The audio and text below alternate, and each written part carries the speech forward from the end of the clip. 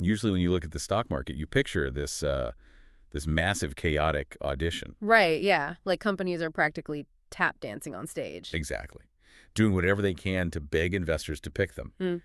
But what if the most successful CEOs aren't, begging at all?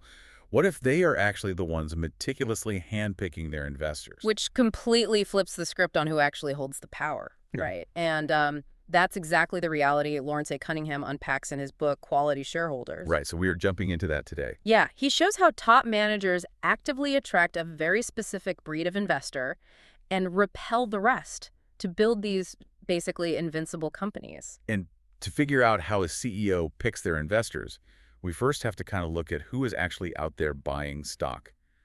The book uses this fantastic analogy from investor Phil Fisher. Oh yeah, the restaurant analogy. I love this one. That's so good. So think about the different types of diners. First, you have transient shareholders. They are, hitting the fast food drive-through. Popping in for a quick profit and speeding off. Exactly. Then you have the indexers. They are at the all-you-can-eat smorgasbord, taking a tiny scoop of everything to match the overall market.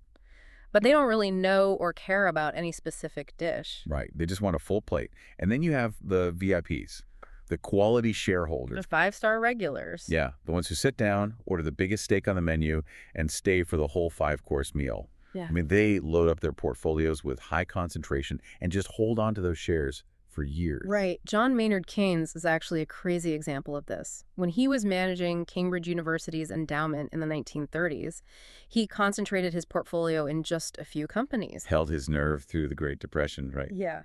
And completely crushed the UK market in the process. He obviously had massive conviction. But companies actually have to work really hard to keep those high conviction investors around, which honestly makes me wonder why a company would even want them in the first place. What do you mean? Well, transients and indexers seem super low maintenance. Why would a CEO actively choose a demanding, high-stakes relationship with a quality shareholder? It's kind of like choosing a really demanding marriage when casual dating is right there. That is a fair point. But because when your company is suddenly under attack, you want a deeply committed partner, not a casual diner. Take the 2015 DuPont proxy fight, for instance. Okay, a proxy fight.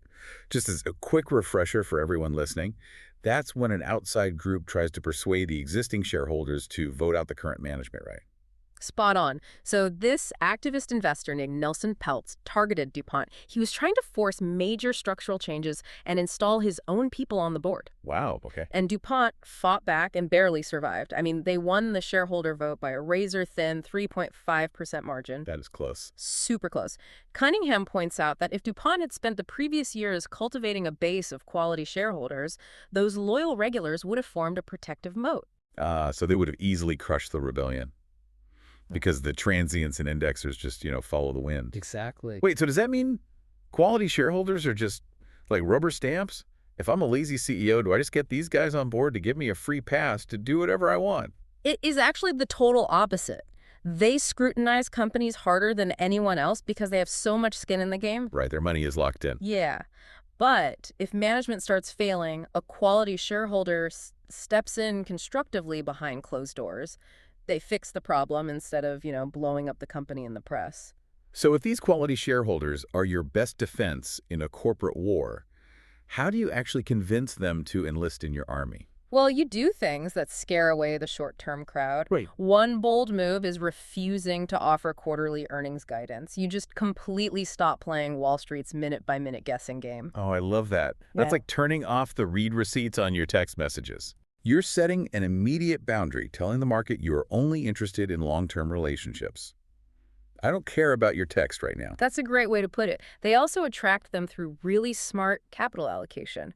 Look at Sherwin-Williams during the 2008 financial crisis. While everyone else was panicking, right? Yeah. While others panicked, they aggressively bought back their own stock at rock-bottom prices. And the mechanics of that are just brilliant.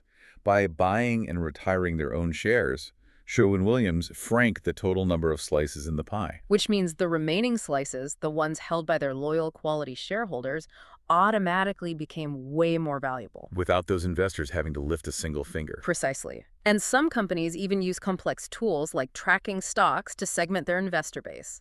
A tracking stock basically ties its value to just one specific division of a larger company. Oh, that's wild. It's like a financial engineering trick.